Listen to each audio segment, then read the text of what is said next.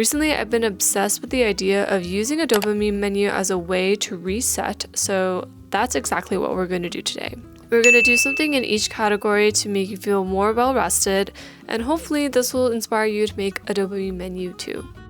Today, I'm going to intentionally do things that make me a bit happier, while also not putting too much pressure on it. I think what didn't work these past few weeks is that I've been kind of like forcing myself to do things that I think would help me, I don't know, recover or rest a bit better. Obviously, that doesn't always work, and there's a time and place for everything. So I'm going to really try to take it easy, give myself a lot of grace, while also intentionally doing things that make me happy. I had originally planned to do my morning pages, which is 3 pages of free writing before going to yoga, but I don't think I'm gonna make it, so I'm gonna just try to journal a bit later today. I did feel a little bit better after making my bed and like kind of tidying up my desk a little bit.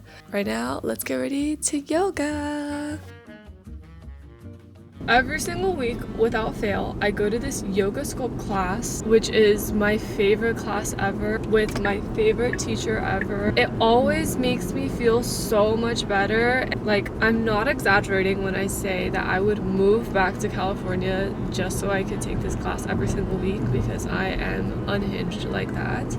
But no, I love New York, so not doing that anytime soon. Being back in California is always tough for me because I don't know how I feel about it. Like, on one hand, I'm like, oh, it is nice to be back, nice to visit family, nice to eat food that I miss and that New York just like doesn't have. But at the same time, I also feel this like weird sense of like displacement. I'm from here, and so everything here is like so familiar to me. It always feels a bit strange because it's different and I'm different, and I'm like no longer who I was when I lived here full time. But then because I'm like revisiting the same places and like back in my same habits, I feel like I have like not regressed, but like I've become like a ghost of myself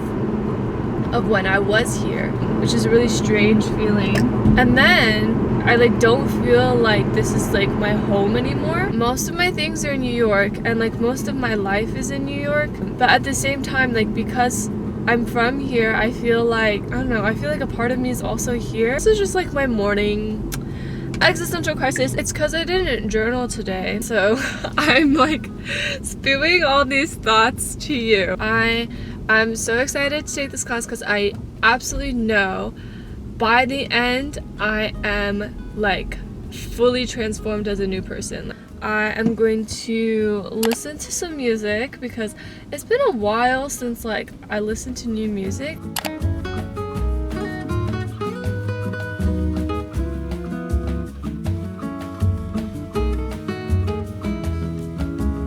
Okay, I feel so much more refreshed and so good after my morning yoga class. I literally don't know how she does it, but she is the greatest of all time. I'm now going to try this new breakfast burrito spot that has been on my list. I'm not really sure if I'm in the mood for breakfast burritos, but it's been on my list and I wanted to try it. So yeah. Oh my gosh, sorry. This is huge. It's like bigger than or maybe the same size as a Chipotle burrito. This is way too big. It's a little too oily for me. Larger than my face. I realize now in hindsight that I didn't really want a burrito, so my stomach's not feeling great. But now I am gonna go to a coffee shop that has also been on my list. I've walked by before and I think it was closed last time I went, but I really want to try their Vienna coffee, which is like a pretty popular kind of like specialty coffee drink in LA, but it's not really a thing in New York. So I am gonna treat myself, get a fun little coffee drink.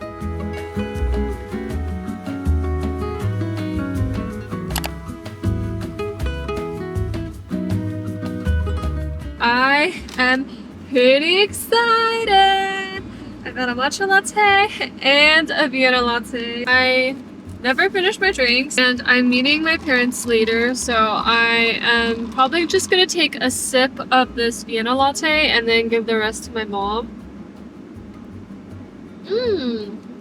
Okay, not bad. Super creamy. That's good. Oh my gosh, I'm so glad I got both. I thought I was crazy, but I waited a long time because there was quite a line. I am so excited! Wow, what a wonderful day so far!